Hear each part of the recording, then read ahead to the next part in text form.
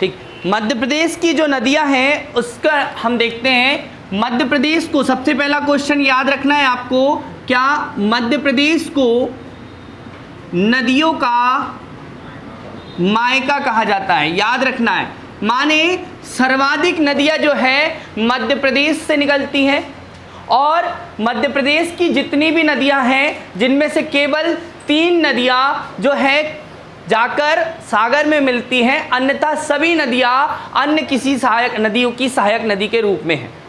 तो मध्य प्रदेश की प्रमुख नदियों के बारे में हम अध्ययन करते हैं। जैसे कि आप सब जानते हैं कि भारत की प्रमुख 2 नदी अपवाह तंत्र हैं, एक हिमालय नदी अपवाह तंत्र और एक प्रायद्वीपीय अपवाह नदी तंत्र। और जो प्रायद्वीपीय अपवाह नदी तंत्र है, आप जानते हैं कि मध्य प्रदेश प्रायद्वीपीय भारत में आता है। और आप लोगों ने ध्यान दिया होगा कि जो भारत है इसका दक्षिणी भाग प्रायद्वीपीय के नाम से, प्रायद्वीपीय पठार के नाम से जाना जाता है। इस प्रायद्वीपीय पठार का जो ढाल है वो उत्तर एवं उत्तर पूर्व की ओर है। इस प्रायद्वीपीय पठार का उत्तरी ढाल उत्तर एवं उत्तर पूर्व की ओर है। और आप देखते हैं कि मध्य प्रदेश जो है इस प्रायद्वीपीय पठार के उत्तर में स्थित होने के कारण इसकी निकलने वाली, यहाँ से निकलने वाली सभी नदियाँ या तो उत्तर दिशा में बहती हैं, या तो आपकी उत्तर दिशा में बहती हैं, या फिर उत्तर पूर्व दिशा में बहते हुए आपकी कहाँ जाती हैं, अन्य नदियों में जाकर मिल जाती हैं। और मध्य प्रदेश की कुछ नदियां जो मध्य प्रदेश से निकलकर खंबात की खाड़ी में जाकर गिरती हैं, अरब सागर में गिरती हैं, बंगाल की खाड़ी में मध्य प्रदेश की कोई भी नदियां नहीं जाकर गिरती। अगर मध्य प्रदेश विभाजित नहीं हुआ होता, यानी कि मध्य प्रदेश के साथ छत्तीसगढ़ राज्य भी रहता, तो मध्य प्रदेश से निकलने वाली, यानी कि पूर्व मध्य प्रदेश से निकलने वाली जो आपके बघेलखंड के पठार से निकलती है जिसका नाम है महानदी, वो आपकी बंगाल की खाड़ी में जाकर गिरती हैं। तब हम कहते हैं कि मध्य प्रदेश से निकलने वाली सभी नदियों में से एक नदी बंगाल की खाड़ी में गिरती है और 3 नदी खंबात की खाड़ी में गिरती है। तो यहीं पर हम क्वेश्चन याद रखना है आपको। तो अब हम पढ़ेंगे मध्य प्रदेश की प्रमुख नदियां। मध्य प्रदेश को नदियों का मायका, मैंने आपको बता दिया कि नदियों का मायका कहा जाता है। और जैसा कि आपने पिछली कक्षाओं में पढ़ा कि मध्य प्रदेश के भौगोलिक स्रोत को पढ़ा, भौगोलिक जानकारी हमने पढ़ी, उसमें हमने देखा कि एक मालवा का पठार है। मध्य प्रदेश के भौतिक भागों को हमने 7 भागों में बांटा है। क्या क्या नाम है? मालवा, मध्य भारत, बुंदेलखंड, आपका रीवा पन्ना का पठार, नर्मदा सोन घाटी, बघेलखंड और सतपुड़ा मैकाल श्रेणी, जिसमें हमने मालवा के पठार से सर्वाधिक नदियों का उद्गम देखा। ठीक है, आपको ध्यान रखना है।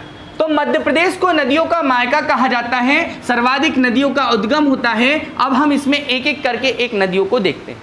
मध्य प्रदेश का मैप बनाते हैं, उसके अंदर हम देखते हैं कि मध्य प्रदेश से नदियां कहां से किस दिशा में बहती हैं।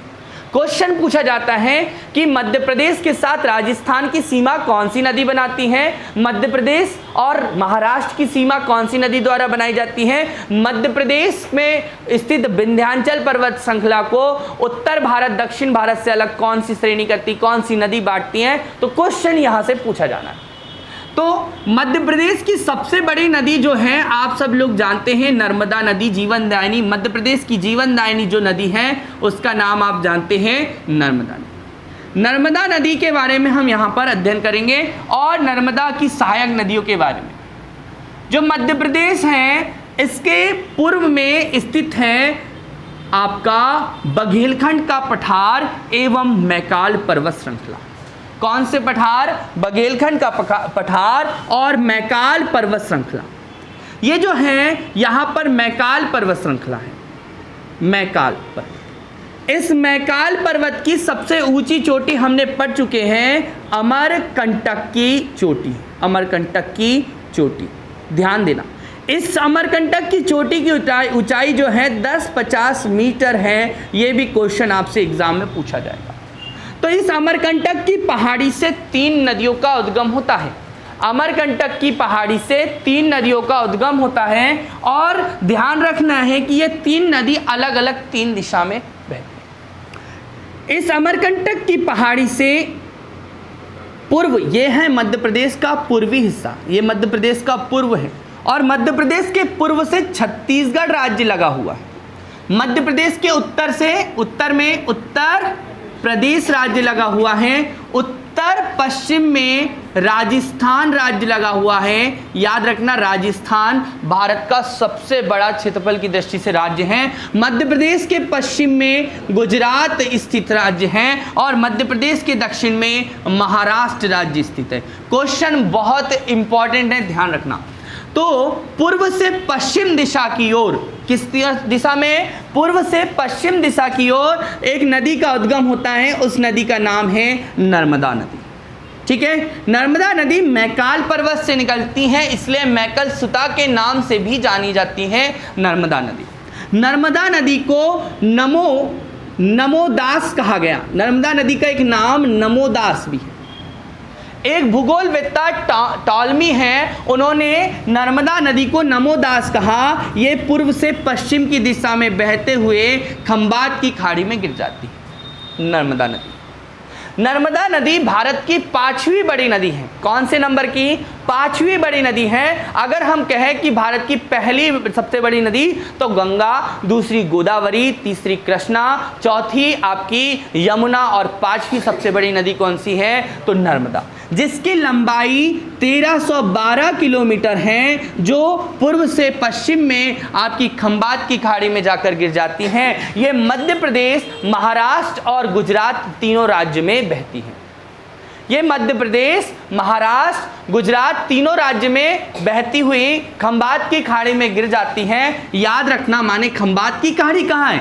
इसको यहाँ देखें, खंबात की खाड़ी आपको ये प्रायद्वीपीय मैप में बता रहा हूँ कि ये जो मैप है यहाँ पर आप ध्यान दें। ये मध्य प्रदेश से अमरकंटक से निकलने वाली ये नर्मदा नदी आपकी खंबात की खाड़ी, ये खंबात की खाड़ी है।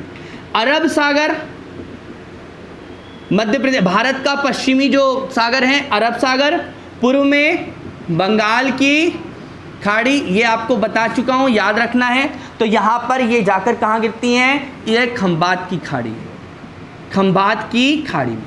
ओके, और ये नदी एस्चुरी का निर्माण करती है। किसका निर्माण करती हैं? एस्चुरी का निर्माण करती हैं। नर्मदा नदी के उत्तर में विंध्याचल पर्वत आप पढ़ चुके हैं, मैं आपको बता चुका हूं। क्या? विंध्य पर्वत श्रृंखला के बारे में आपको बताया कि विंध्य, भांडेर और कैमूर के नाम से। तो इसके उत्तर में कौन सी पर्वत श्रृंखला है? आपने देखा, ये विंध्याचल पर्वत श्रृंखला। और इसके दक्षिण में सतपुड़ा पर्वत श्रृंखला है। कौन सी पर्वत श्रृंखला? सतपुड़ा पर्वत श्रृंखला, जिसको राजपीपला, महादेव और मैकाल श्रेणी के नाम से जान रहे हैं। तो इसके दक्षिण में सतपुड़ा, उत्तर में विंध्याचल पर्वत श्रृंखला स्थित है इस नर्मदा नदी की। इस नर्मदा नदी के सहायक नदियों की बात करें, सहायक नदियां, तो सहायक नदियां कितनी हैं? तो टोटल 41 सहायक नदी है। कितनी है बेटा? 41 सहायक नदी है टोटल, और जिसमें 22 से 22 सहायक नदियां, 22 से 22 और दाएं से 19 सहायक नदियां हैं, जिन नदियों में प्रमुख हिरण, शक्कर, तवा, ठीक है, आपकी दूधी, हिरण, शक्कर, तवा, याद रखना है, इसकी सहायक नदी है। किसकी सहायक नदी है? नर्मदा की सहायक नदी है। नर्मदा नदी जो है, इस पर कई परियोजनाएं स्थित हैं। लगभग 3000 छोटी परियोजना, 135 मध्यम परियोजना और 29 बड़ी परियोजना यहाँ पर स्थित है। 29 बड़ी, मध्यम 135 और छोटी वाली जो लघु परियोजना बोलेंगे वो 3000 परियोजना इस पर स्थित है। तो ये आपको ध्यान रखना है इसकी परियोजना। अब इन्हीं परियोजनाओं के नाम को देखें तो यदि हम पूर्व से पश्चिम की ओर चलते हैं तो आप जबलपुर के पास में एक परियोजना देखते हैं, बरगी परियोजना। ये नर्मदा नदी की सहायक नदी बरगी पर बनी हुई, ठीक है। या आगे बढ़ते हैं तो इस पर सबसे बड़ी परियोजना खंडवा जिले में स्थित है, इंदिरा सागर परियोजना। इंदिरा गांधी जो है इंदिरा सागर परियोजना, इंदिरा जी जो थी प्रधानमंत्री, पूर्व प्रधानमंत्री, तो उनके द्वारा इसका शिलान्यास किया गया था 1984 में। तब ये उसी के नाम पर इंदिरा सागर परियोजना खंडवा जिले में बनाई गई और ये बहुत सारे क्षेत्र को घेरे हुए हैं। मध्य प्रदेश का सबसे बड़ा बांध है तो इंदिरा सागर परियोजना, ये 2006 में बनकर कंप्लीट हुआ। और इस इंदिरा सागर बांध के कारण हरसुद नाम का एक जो बहुत ही पुराना 100-200 साल पुराना एक शहर था वो इस सागर के कारण डूब में आ गया। ठीक है, ओके। तो इंदिरा सागर से जैसे ही आगे बढ़ते हैं तो ओमकारेश्वर नाम की जगह है, ओमकारेश्वर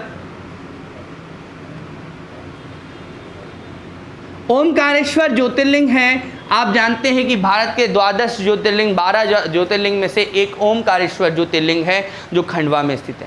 मध्य प्रदेश में 2 ज्योतिर्लिंग स्थित है, कितने? 2, एक ओमकारेश्वर और एक मालवा में स्थित है महाकालेश्वर, ये भी आपको ध्यान रखना है।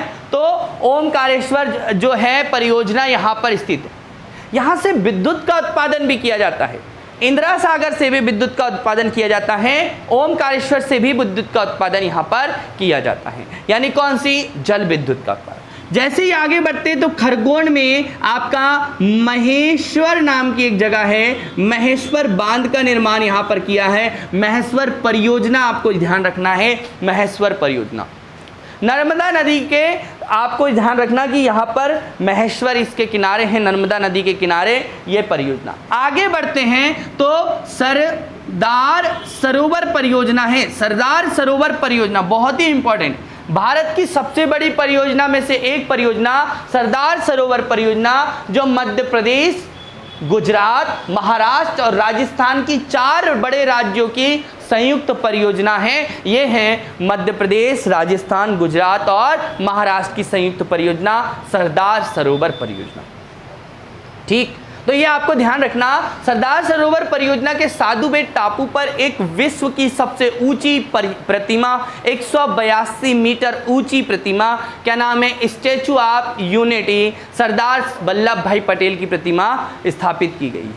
ठीक है, याद रखना ये सरदार सरोवर बांध का राष्ट्र को समर्पित 17 सितंबर 2017 को किया गया, ये भी आपको ध्यान रखना है, यहां से क्वेश्चन पूछा जाना है। तो नर्मदा नदी के बारे में बता, नर्मदा नदी के प्रमुख जलप्रपात को देखो तो नर्मदा नदी अपनी उद्गम स्थल से जब निकलती हैं तब आपको अनूपपुर, अमरकंटक जो है वो अनूपपुर जिले में है। अमरकंटक कहाँ है? अनूपपुर जिले में है। और इस अनूपपुर जिले के निकलने के बाद 8 से 9 किलोमीटर दूर, 8 किलोमीटर दूर कपिल धारा जलप्रपात और दुग्ध धारा जलप्रपात यहाँ पर आपको मिलते हैं। बहुत इंपॉर्टेंट है, वाटरफॉल पूछे जाते हैं, एक क्वेश्चन आएगा तय है। क्या है कि नर्मदा नदी पर अनूपपुर जिले में 2 जलप्रपात हैं, नाम बताया, कपिल धारा जलप्रपात, दुग्ध धारा जलप्रपात। ये नर्मदा नदी पर स्थित। आगे बढ़ते हैं तो जबलपुर नाम की जगह है, जबलपुर जो है जबाली ऋषि की तपोभूमि के कारण इसको जबलपुर कह रहे हैं। तो जबलपुर में बेड़ा घाट है और इस बेड़ा घाट नामक जगह पर धुआंधार जलप्रपात स्थित है। ये बहुत इंपॉर्टेंट है, क्वेश्चन पूछा जाएगा। संगमरमर का क्षेत्र बेड़ा घाट, यहाँ पर कौन सा जलप्रपात स्थित है? धुआंधार जलप्रपात। आगे बढ़ते हैं तो खंडवा जिले में दर्दी और मानधार 2 जलप्रपात स्थित हैं। क्या नाम है बेटा? दर्दी और मानधार, ये 2 जलप्रपात स्थित हैं। कहाँ पर? खंडवा जिले में। और सहस्त्र जो अनेक धाराओं में बटा हुआ एक जलप्रपात, सहस्त्र धारा जलप्रपात कहाँ पर स्थित है? ये भी आपको याद रखना, ये आपके महेश्वर में स्थित है। तो नर्मदा नदी के बारे में जितना भी इम्पॉर्टेंट क्वेश्चन थे मैंने यहाँ पर आपको बता दिया कि नर्मदा नदी जो है पूर्व से पश्चिम दिशा में बहती हैं, भ्रंश घाटी में बहती हैं। याद रखना ये रिफ्ट वैली में बहने वाली भारत की सबसे बड़ी नदी है।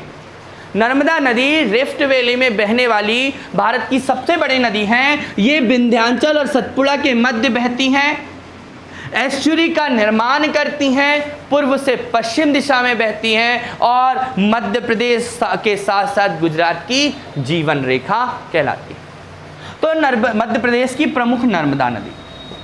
आगे बढ़ते हैं तो आगे देखते हैं अब हम चंबल नदी के बारे में। चंबल नदी मध्य प्रदेश की दूसरी बड़ी नदी है। चंबल नदी मध्य प्रदेश की दूसरी बड़ी नदी है। इसके बारे में हम क्वेश्चन देखते हैं जो आपके लिए बहुत इंपॉर्टेंट है। नर्मदा नदी को के अन्य नामों में आपको याद रखना, नर्मदा तो है, रेवा, मैकलसुता, नमोदास, ठीक है, याद रखना, क्वेश्चन आएगा। चलिए अब चलते हैं इंदौर। तो आप सब जानते हैं कि मध्य प्रदेश का पश्चिमी क्षेत्र मालवा वाला क्षेत्र है।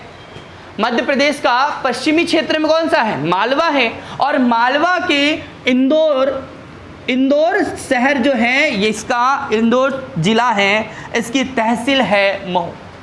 महू के निकट इंदौर के पास महू स्थित है और महू के निकट जाना पाव की पहाड़ी है, की पहाड़ी। मैंने आपको पर्वत और पहाड़ी की में बताया था, या मालवा के पठार में भी आपको बताया था कि जाना पाव की पहाड़ी से एक नदी का उद्गम होता है। उस नदी का नाम है चंबल नदी। ये जो चंबल नदी है इसको चरमावती के नाम से भी कहा जाता है।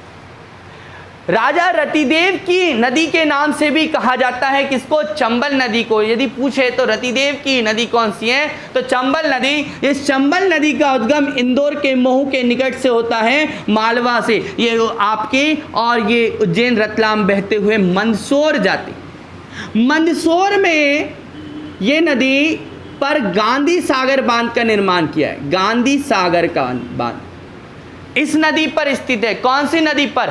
चंबल नदी पर स्थित है गांधी सागर बांध। और भी बांध है, चंबल परियोजना बहुत ही बड़ी परियोजना है जिस पर गांधी सागर बांध है। तो सबसे पहले चंबल नदी का उद्गम इंदौर के जाना पाव की पहाड़ी से होता है। अब जाना पाव की पहाड़ी अगर आपको याद रखनी है तो 854 मीटर जो है ये जाना पाव की पहाड़ी ऊंची है। एक क्वेश्चन और यहां ध्यान रख लो कि मालवा की सबसे ऊंची चोटी आपको पता ही है, क्या बताया हूं? सिगार की चोटी। क्या है बेटा? सिगार की चोटी।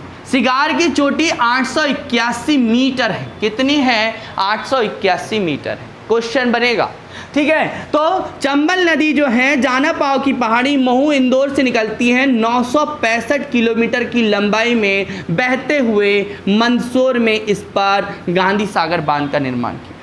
जब ये आगे बढ़ती हैं तो इसमें जवाहर सागर, कोटा बैराज और राणा सागर बांध का निर्माण किया गया। राणा सागर नीचे है, ठीक है। तो राणा सागर चित्तौड़गढ़, यहां पर जवाहर सागर और कोटा बैराज, ये सागर का निर्माण यहां पर किया गया। किस पर? चंबल नदी पर। चंबल नदी पर चूलिया जलप्रपात स्थित है। चूलिया जलप्रपात क्वेश्चन पूछा जाएगा, चूलिया जलप्रपात किस नदी पर स्थित है? तो याद रखना, च से चंबल, च से चूलिया जलप्रपात, ठीक है। तो गांधी सागर बांध, राणा सागर बांध, जवाहर सागर, कोटा बैराज, ये नदी राजस्थान और मध्य प्रदेश में बहते हुए मध्य प्रदेश और राजस्थान की उत्तरी सीमा का निर्माण करती है। यह मध्य प्रदेश के श्योपुर, मुरैना और भिंड जिले में बहते हुए उत्तर प्रदेश के यूपी के इटावा नामक जगह पर यूपी के इटावा में आकर यमुना नदी से मिल जाती है। तो क्वेश्चन पूछा जाएगा कि चंबल नदी का उद्गम क्या है? तो चंबल नदी का उद्गम जाना पाव की पहाड़ी है। चंबल नदी का मुहाना क्या है? तो चंबल नदी का मुहाना आप देख रहे हैं इटावा में आपकी यमुना नदी है, ठीक। क्वेश्चन बनेगा, सरल है क्वेश्चन। चंबल नदी पर स्थित परियोजना के नाम बता दिया, गांधी सागर, राणा सागर, जवाहर सागर, कोटा बैराज, ये यहां पर स्थित परियोजना है। चंबल नदी पर चूलिया जलप्रपात स्थित है। चंबल नदी यहां पर श्योपुर, मुरैना और भिंड में मृदा अपर्दन का कार्य करती है। मृदा अपर्दन, मृदा अपरदन को रेंगती हुई मृत्यु भी कहा जाता है। मृदा अपरदन श्योपुर, मुरैना और भिंड। मृदा अपरदन से सबसे ज्यादा मध्य प्रदेश का ग्रसित जिला जो है, प्रभावित जिला जो है, वो है मुरैना। मुरैना का नाम बहुतायत मात्रा में मोर पाए जाने के कारण मुरैना पड़ा। भिंड, मुरैना, श्योपुर। आप देखते हैं कि यहां लगभग 120 किलोमीटर लंबी एक क्षेत्र है जहां पर सर्वाधिक मृदा अपरदन होती है और बीहड़ का निर्माण होता है। किसका निर्माण होता है बेटा? बीहड़ का निर्माण। बीहड़ का निर्माण 120 किलोमीटर का क्षेत्र है जो सर्वाधिक मृदा अपरदन से ग्रसित है। मध्य प्रदेश की चंबल नदी मध्य प्रदेश और राजस्थान की सीमा बनाती है, अर्थात मध्य प्रदेश की उत्तरी सीमा कौन सी नदी द्वारा बनाई जाती है? तो मध्य प्रदेश की उत्तरी सीमा चंबल नदी द्वारा बनाई जाती है। ठीक, बन जाएगा क्वेश्चन। यहां से एक क्वेश्चन पूछा जाएगा। रतिदेव की भी नदी के बारे में पूछा जाएगा। चरमावती नाम किसका है? चंबल नदी का नाम है। मंदसौर याद रखना, मंदसौर जिले में गांधी सागर, और गांधी सागर बांध के पास या सागर के पास एक अभ्यारण्य भी स्थित है जिसका नाम है गांधी अभ्यारण्य। ठीक है, गांधी अभ्यारण्य, महात्मा गांधी अभ्यारण्य। तो याद रखना आपको, तो ये क्वेश्चन आपसे पूछा जाएगा। अब क्या है कि चंबल की सहायक नदियां पूछी जाएगी कि इंदौर के पास ही एक पहाड़ी है काकरी बर्डी की पहाड़ी, काकरी बर्डी, ये विंध्य पर्वत है। उस काकरी बर्डी की पहाड़ी से एक नदी का उद्गम होता है। उस नदी का नाम आप सब लोग जानते हैं, मालवा की गंगा कहा जाता है। जिसे मालवा की गंगा कहा जाता है उसका नाम है छिप्रा। छिप्रा नदी बहुत इंपॉर्टेंट क्वेश्चन है, और छिप्रा नदी के किनारे उज्जैन शहर स्थित है और यहाँ महाकाल की नगरी है। ठीक है, तो छिप्रा नदी जो है वो कहाँ से निकलती है? तो छिप्रा नदी इंदौर की काकरी बर्डी की पहाड़ी से निकलती है और ये लगभग 195 किलोमीटर बहते हुए आपकी चंबल नदी में जाकर मिल जाती है। ये राजस्थान में नहीं जाती। ठीक, याद रखना। तो छिप्रा नदी उज्जैन जिस नदी के तट पर स्थित है। ठीक है, प्रत्येक 12 वर्षों में यहाँ पर सिंहस्थ का कुंभ आयोजित किया जाता है, ये भी आपको याद रखना है। ठीक, तो क्वेश्चन पूछा जाएगा छिप्रा नदी चंबल नदी की सहायक नदी। चंबल नदी की अन्य सहायक नदी में देवास, देखिए यही इंदौर, उज्जैन और यहाँ पास में है देवास। देवास के बागली गांव में, कौन से गांव से? बागली गांव से। बागली गांव है देवास में, और देवास के बागली गांव से एक नदी का उद्गम होता है। उस नदी को हम कहते हैं आपकी काली सिंध नदी। कौन सी नदी बेटा? काली सिंध नदी। यहां से एक क्वेश्चन पूछा जाना है। सोनकक्ष बागली गांव इस नदी के किनारे है। किस नदी के किनारे? काली सिंध नदी के किनारे। काली सिंध नदी किसकी सहायक नदी है? चंबल की सहायक नदी। मध्य प्रदेश के मालवा के सीहोर जिले से, बागली गांव याद रखना, देवास। ठीक है, काली सिंध नदी, उसके बाद में हम देखते हैं सीहोर जिले से एक नदी का उद्गम होता है। उस नदी का नाम है पार्वती नदी। कौन सी नदी? पार्वती नदी। और जो पार्वती नदी है ये सीहोर का आष्टा जो शहर है, आष्टा शहर इस नदी के किनारे है। ये पार्वती नदी भी मध्य प्रदेश, गुजरात में, राजस्थान में बहते हुए आपकी चंबल नदी में जाकर मिल जाती है। तो ये भी चंबल की सहायक नदी। ठीक, आपको मैंने बताया कि मध्य प्रदेश के उत्तर पश्चिम क्षेत्र में आपके अरावली पर्वत स्थित है, और अरावली पर्वत दुनिया की सबसे प्राचीन पर्वत श्रृंखला है। दुनिया की सबसे प्राचीन पर्वत श्रृंखला कौन सी है? अरावली पर्वत श्रृंखला। इस अरावली पर्वत को पश्चिम से पूर्व की दिशा में काटते हुए एक नदी आती है। उस नदी का नाम आप सब जानते हैं। वो नदी कौन सी है? वो राजस्थान से आती है, जिसका नाम है आपकी बनास नदी। क्या नाम है बेटा? बनास नदी नाम है। तो बनास किसकी सहायक नदी है?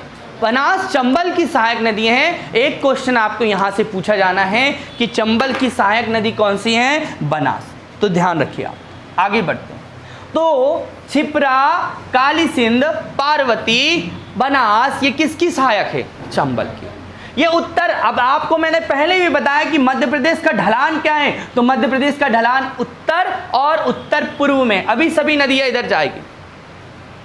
आपको पता है कि मध्य प्रदेश के सिरोंज, जो आप विदिशा के सिरोंज से एक नदी का उद्गम होता है, सिरोंज से, ये नदी जो है सिंध नदी है और ये गुना में बहती है। सिंध, विदिशा, गुना में बहते हुए, शिवपुरी बहते हुए यमुना में जाकर मिल जाती है। किस में मिल जाती हैं? यमुना में। आगे हम देखते हैं कि सिंध नदी पर मध्य प्रदेश का सबसे बड़ा बांध बना, सबसे बड़ा नदी पुल का निर्माण किया गया। सिंध नदी पर मध्य प्रदेश का सबसे बड़ा लंबा नदी पुल का निर्माण किया गया है। इससे पहले मध्य प्रदेश का सबसे लंबा नदी पुल जो है वो कौन सा है? वो तवा नदी पुल, जो आपकी तवा नदी पर बनाया गया था, नर्मदापुरम में स्थित है। अब तो याद रखना कि गुना में स्थित है मध्य प्रदेश का सबसे बड़ा नदी पुल। आगे बढ़ते हैं कि इस शिवपुरी की पहाड़ी, यहाँ पर शिवपुरी है, शिवपुरी के पठार से दो नदियों का उद्गम होता है। एक नदी है कूनो और एक नदी है कुआरी। ठीक है, तो कूनो नदी का उद्गम जो है, कूनो नदी यहाँ से जाकर आपकी किसमें? चंबल में, और कुआरी नदी आपकी सिंध में मिल जाती है। ठीक, ये हुआ आपका उत्तर पश्चिम यानी कि मालवा और मध्य भारत के पठार का भाग। अब हम और आगे देखते हैं कि विंध्याचल पर्वत के, विंध्याचल पर्वत यहीं पर हमने पढ़ाया था। तो विंध्याचल पर्वत के एक रायसेन नाम की जगह है, रायसेन जिला है, रायसेन जिला, रायसेन जिला का कुमरा गांव है। क्या है बेटा? कुमरा गांव। रायसेन जिले के कुमरा गांव से एक नदी का उद्गम होता है, वो नदी है बेतवा नदी। उस नदी का नाम है बेतवा नदी, जो रायसेन जिले के कुमरा गांव से निकलती हैं और ये आपके मध्य प्रदेश और यूपी में बहते हुए कहाँ को चली जाती हैं? मध्य प्रदेश और यूपी में बहती हैं और पुनः मध्य प्रदेश में प्रवेश करती हैं और यूपी में जाकर हमीरपुर नामक जगह पर जाकर हमीरपुर में यमुना नदी में मिल जाती है। ये जो नदी है कौन सी? बेतवा नदी। ये बेतवा नदी बुंदेलखंड की गंगा कहलाती है। बुंदेलखंड की गंगा कहलाती है। कौन बेटा? बेतवा नदी। कहाँ से उद्गम हुआ? कुमरा गांव से।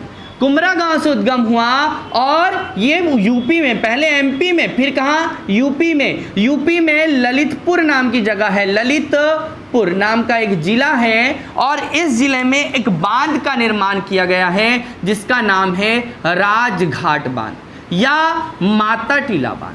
माता टीला बांध, ये आपको ध्यान रखना कि माता टीला बांध, राजघाट बांध या रानी लक्ष्मीबाई परियोजना, ये कहाँ पर स्थित है? इस ललितपुर जिले में स्थित है। नाम क्या है? बेतवा नदी के किनारे। क्वेश्चन आएगा। ठीक, क्वेश्चन क्या होगा कि बेतवा नदी पर बना हुआ बांध का नाम बताएं, तो राजघाट माता टीला ये मध्य प्रदेश और यूपी की संयुक्त परियोजना है। बेतवा नदी पुनः बुंदेलखंड में यानी कि निवाड़ी जिले में प्रवेश करती है और ओरछा जो है वो इसी नदी के किनारे है। बुंदेला शासकों की राजधानी ओरछा किस नदी के किनारे है? तो आपकी बेतवा नदी के किनारे है जो निवाड़ी जिले में स्थित है। और आगे बढ़ते हैं तो आगे ये हमीरपुर यूपी में जाकर ये क्या हो जाती हैं? मिल जाती हैं। तो ये हुई आपकी कौन सी नदी? बेतवा नदी। क्वेश्चन पूछे जाने हैं बेटा, आपको ध्यान रखना। इसी तरह ये राजघाट रानी लक्ष्मीबाई परियोजना आपको ध्यान रख लेना है, यहाँ से एक क्वेश्चन पूछा जाएगा।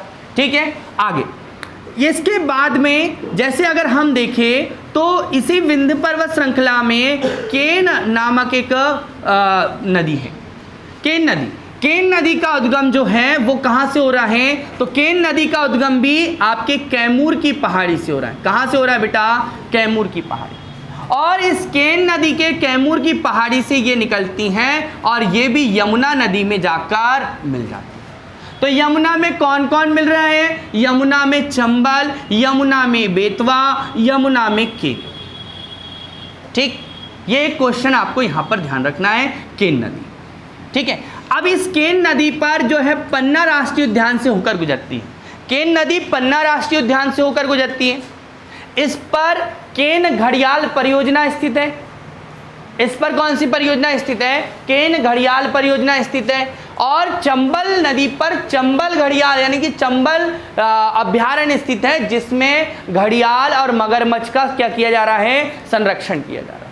ठीक है, तो ये भी आपको ध्यान रखना है कि मध्य प्रदेश की केन घड़ियाल परियोजना केन नदी पर और चंबल नदी पर है चंबल अभ्यारण्य, जो चंबल से मतलब कि आपके घड़ियाल और मगरमच्छ का संरक्षण यहाँ पर किया जा रहा है। अगला देखते हैं कि मध्य प्रदेश की सतना जिले के टोंस से, अब यहाँ पर ध्यान रखना, मध्य प्रदेश के इसी कैमूर की पहाड़ी में तमसा कुंड है। कौन सा कुंड है? तमसा कुंड। ये तमसा कुंड जो है वो सतना में स्थित है। कहाँ पर स्थित है? सतना में। सतना में स्थित इस तमसा कुंड से एक नदी का उद्गम होता है, जिसका को हम कहते हैं टोंस नदी। कौन सी नदी बेटा? टोंस नदी। टोंस नदी जो है वो उत्तराखंड से आने वाली गंगा नदी में जाकर मिलती है। तो टोंस किसकी सहायक है? टोंस गंगा की सहायक है, यमुना की सहायक नहीं। यमुना की नहीं है, किसकी है? तो याद रखना, यमुना की 3 प्रमुख हैं, यमुना की चंबल, केन और बेतवा। टोंस गंगा की सहायक है।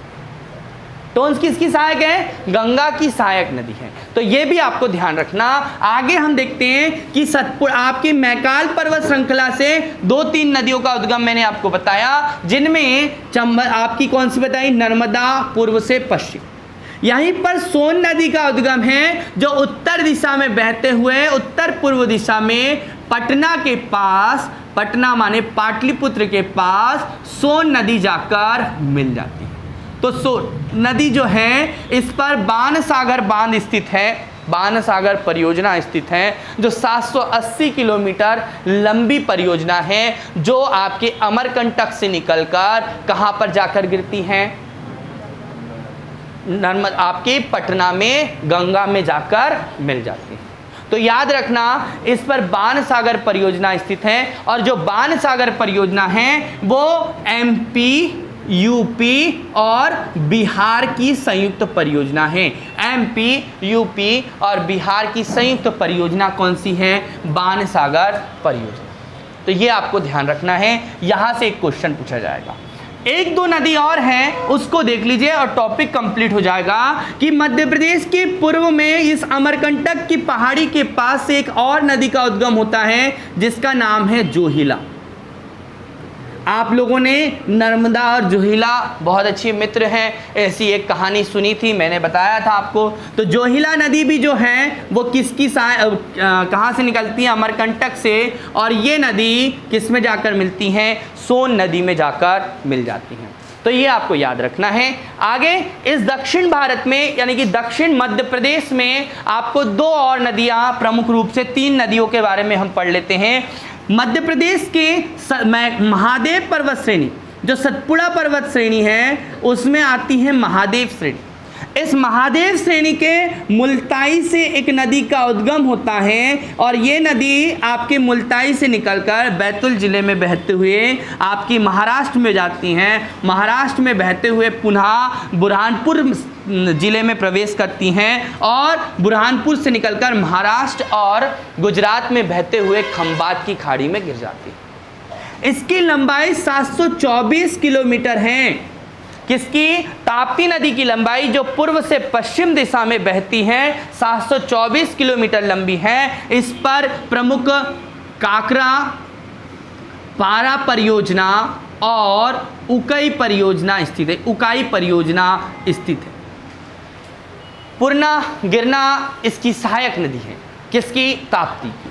तो ये आपको ध्यान रखना है। सूर्यपुत्री ताप्ती पूर्व से पश्चिम दिशा में बहते हुए खंबात की खाड़ी में गिरती हैं। यहाँ मध्य प्रदेश, गुजरात और महाराष्ट्र में बहती है।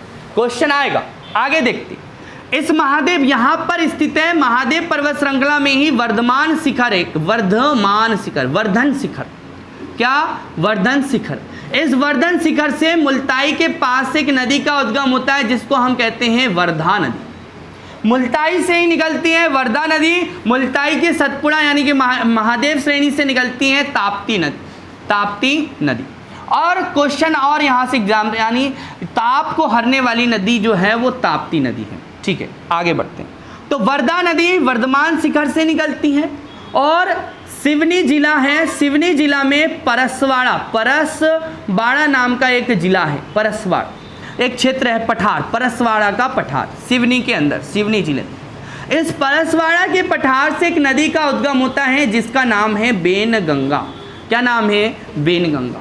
मध्य प्रदेश की दक्षिण में बहने वाली दो नदियां, क्या नाम है? वर्धा और वेनगंगा। बाकी आपने देखा सारी नदियां कहाँ बह रही हैं? ऊपर की ओर बह रही हैं और पश्चिम में जा रही हैं। बाकी आप देख लीजिए।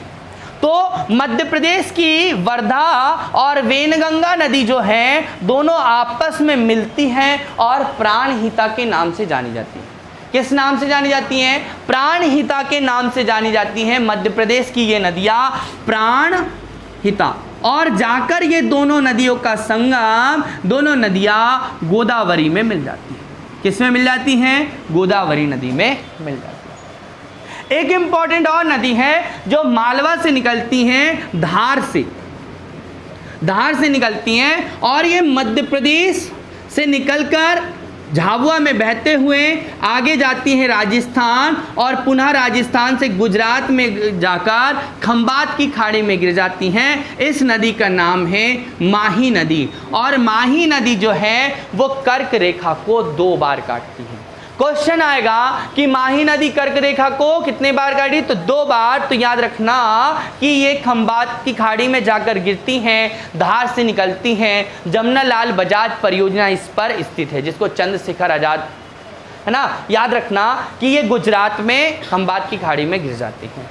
तो मध्य प्रदेश की लगभग सभी नदियों को मैंने यहाँ पर बता दिया है। इसके बाद मध्य प्रदेश के एग्जाम में पूछे जाने वाली छोटी छोटी नदियाँ हैं वो तो क्वेश्चन पूछे ही जाने रहते हैं, लेकिन आपको जो मेन नदियाँ हैं वो मैंने आपको बता दिया, सहित आपको परियोजना के भी बारे में बता दिया। यहाँ से एक क्वेश्चन पूछा जाना है, ठीक, एक क्वेश्चन आना तय है आपके एग्जाम के लिए। और जो अभी मध्य प्रदेश का फॉरेस्ट गार्ड का और जेल पहरी का जो पेपर है उसमें क्वेश्चन आएंगे।